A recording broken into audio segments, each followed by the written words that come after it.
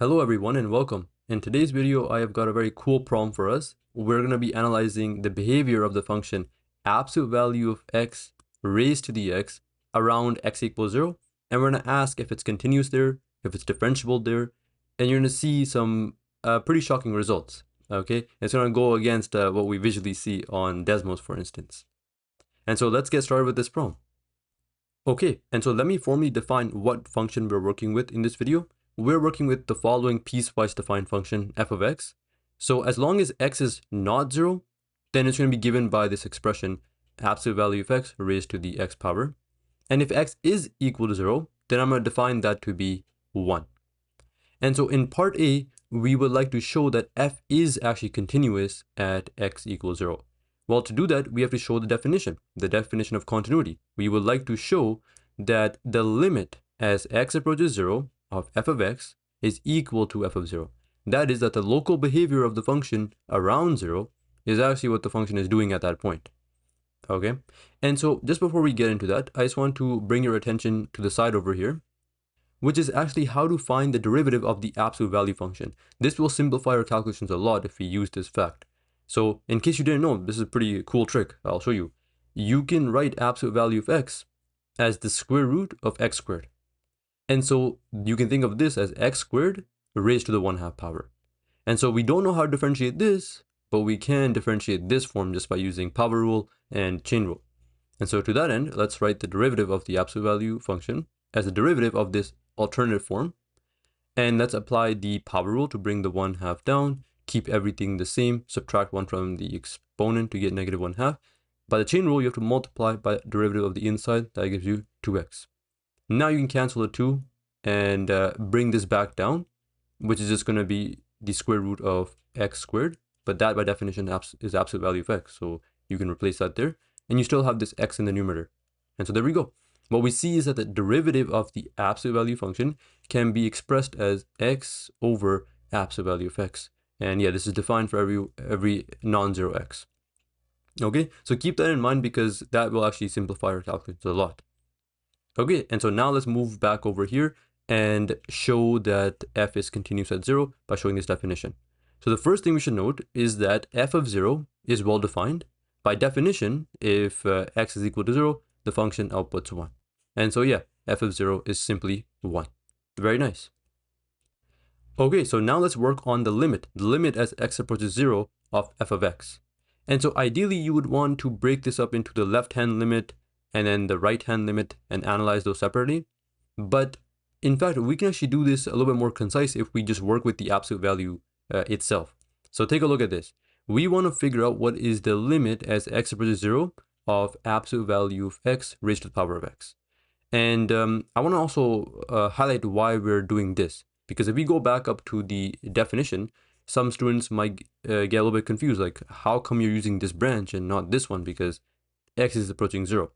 Well, that's the key word, x is approaching 0. If x is approaching 0, we're not equal to 0, so we're around 0. If we're around 0, then I have to use the first definition. And so that's why I use this branch here. We got to figure out the limit as x approaches 0 of absolute value of x raised to the x power. And so this limit is actually an indeterminate power. This is indeterminate power 0 raised to the 0. And so to tackle these kinds of limits, you have to rewrite the limit in a different form. You have to convert the form. And the way to do that is you want to write this as e ln of that function. It's another representation for this function because the natural log and e sort of cancel out. They're inverse functions. So you can do this. Now, you might be saying that's way more complicated. Why are you doing this? Well, by the property of the logarithm, you can bring this exponent down like this.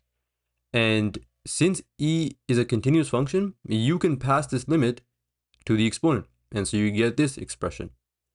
And I claim that this limit is something we actually can do because this is an indeterminate product, not an indeterminate power.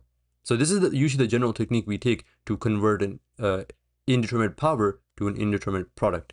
As you can see, natural log of sort of 0 is going to be approaching like minus infinity, and then this is 0. So we have 0 times infinity. That's something we can actually do on the side. So now let's go on the side and work on this indeterminate product. That's the work done over here on this side. So as I mentioned, this is an indeterminate product. This approaches 0. This sort of approaches minus infinity. And so L'Hopital's rule does not apply to indeterminate forms of this form, but there's a trick to convert it into 0 over 0 or infinity over infinity. And that trick is you want to take your product and write it as f divided by 1 over g. Or there's nothing special about f, you can keep g up there and then divide by 1 over f. Either or works, but we pick the one that's usually going to be a little bit simpler to differentiate when you bring it down. And so for that reason, I'm going to bring the x down. I'm going to divide by 1 over x. This is basically the same function, written differently. But this way, the bottom sort of approaches infinity, and the top also approaches like minus infinity. And so in this case, L'Hopital's rule does apply. So we're going to differentiate the top and bottom separately. The derivative of the natural logarithm is 1 over the input times the derivative of that inside. And so we have to find the derivative of the absolute value function. As we discussed at the beginning, that's just going to be x over absolute value of x. Now, the derivative of the bottom, you can just think of this as x to the minus 1. So bring the minus 1 down, subtract 1 from the exponent, and you get this guy over here. Next, let's try to simplify this a little bit. To do that, instead of dividing by this fraction, I am going to multiply by the flip. So I'm going to multiply by x squared over negative 1. And then I've also combined the absolute value times absolute value into absolute value squared. And so now if you have absolute value squared, the absolute value bars are redundant.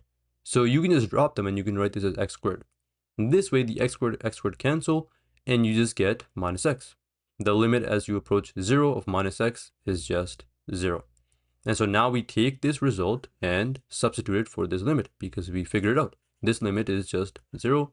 We sub that back in here and we get e to the 0. E to the 0 is just 1.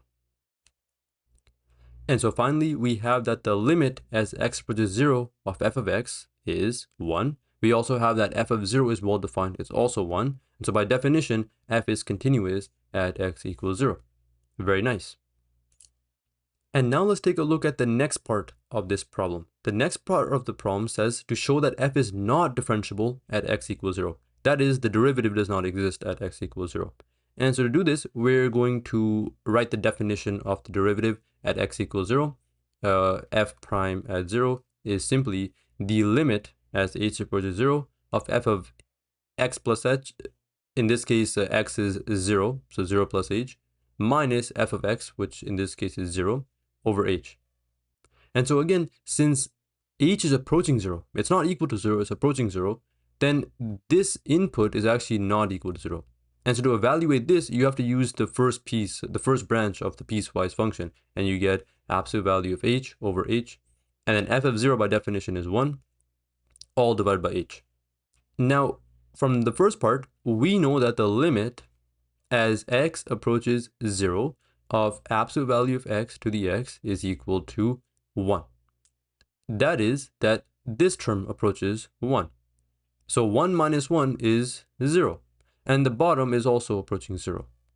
And so this is an indeterminate form of 0 over 0, so we can apply L'Hopital's rule. So that means we would have to differentiate the top and we would have to differentiate the bottom. And now you might be wondering, how do you differentiate something like this? And so let me show you that. It's actually pretty cool. We have to use something called logarithmic differentiation. So let's go on the side over here. Let's consider the function y equals absolute value of x to the x.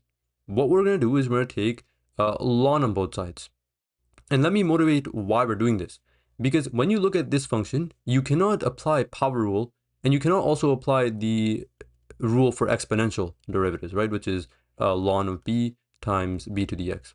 And the reason for that is that those rules apply only when, for instance, the base is constant or when the power is constant. In this case, both are variable, so you cannot apply those rules.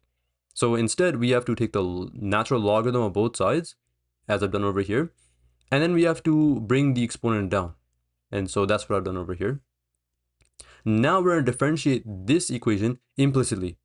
So on the left-hand side, the derivative of natural log is 1 over the input, and you have to multiply by the derivative of that function. So it's going to be y prime. And so that's how I got this expression here. Now for the right-hand side, we have to use the product rule. So derivative of x is just 1. keep the second function the same, plus keep the first function the same, and you have to multiply by the derivative of the natural log of absolute value of x.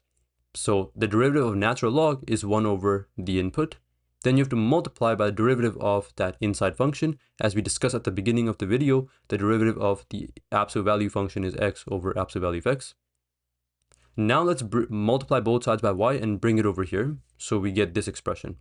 Also, this absolute value of x and absolute value of x gives us absolute value squared, right? Absolute value of x squared. But the absolute value bars are redundant because things are being squared. So you can just think of this as x squared. That way, the x squared on the top and on the bottom just cancel out, and you just get 1. And now what I want to do is also replace this y with the original definition. And so there we go. That is the derivative of this original function. It's absolute value of x raised to the x multiplied by natural log of absolute value of x plus 1. Okay, awesome. And so now what we're going to do is we're going to take this and plug it in over here because we figured out the derivative of this expression. So that's what we have used here. The derivative of 1 is a constant, so this is 0. And the derivative of h is just 1. And so this just simplifies to this nicely looking expression, the limit as h equals to 0 of this derivative. Well, now if we sort of analyze what's going on here, we know that this term is approaching 1, right? We figured that out in part A of this problem. And then as you approach 0, the natural logarithm is going to approach like minus infinity and then plus 1. And so this limit cannot exist. This limit is actually just going to evaluate to minus infinity. And so that's what we see over here. And so since this limit does not exist, the function is not differentiable at x equals 0. And that completes this part of the problem. Lastly, I want to show you the surprising fact about this problem, which is that this is the graph of y equals absolute value of x raised to the x plotted on Desmos. And you can see that the function seems to be behaving quite nicely here. I mean, we showed that it's continuous there. And to the eye, to the naked eye, it looks like it should also be differentiable. It looks pretty smooth and continuous here, so it should be differentiable. But as we showed mathematically, algebraically, the limit doesn't exist. So the derivative does not exist. It's undefined here. In fact, the slopes were minus infinity. And so what's going on here? Like, is something wrong with the software? Is something wrong with our math? It turns out that you just have to zoom in really far enough, but indeed there is going to be a vertical tangent here. Okay, if you zoom in very, very far enough, you will see that there is going to be sort of vertical tangent behavior. And so that will agree with what we did mathematically. The limits are minus infinity. The slopes are approaching minus infinity. The derivative actually does not exist here. Okay, and so that's pretty cool. Sometimes you don't want to just look at something and conclude that it is differentiable or continuous. Sometimes you actually want to do the math and see it for yourself. But you can see this contradicts what we visually see. So very, very cool. Very, very cool problem. Okay, and so that brings us to the end of today's video. This was a very cool video, I would say. We covered some complicated limits. We took some complicated derivatives using logarithmic differentiation. We also saw that we computed something algebraically, mathematically, that did not agree with what we saw with our eyes on Desmos. And so very cool. I hope you also enjoyed this problem. And so now I'll see you next time. Thanks for watching. If you enjoyed this video or found it helpful, I would really appreciate it if you could like the video and subscribe for more content. And if you have any questions or thoughts, feel free to leave a comment down below. I would love to hear from you.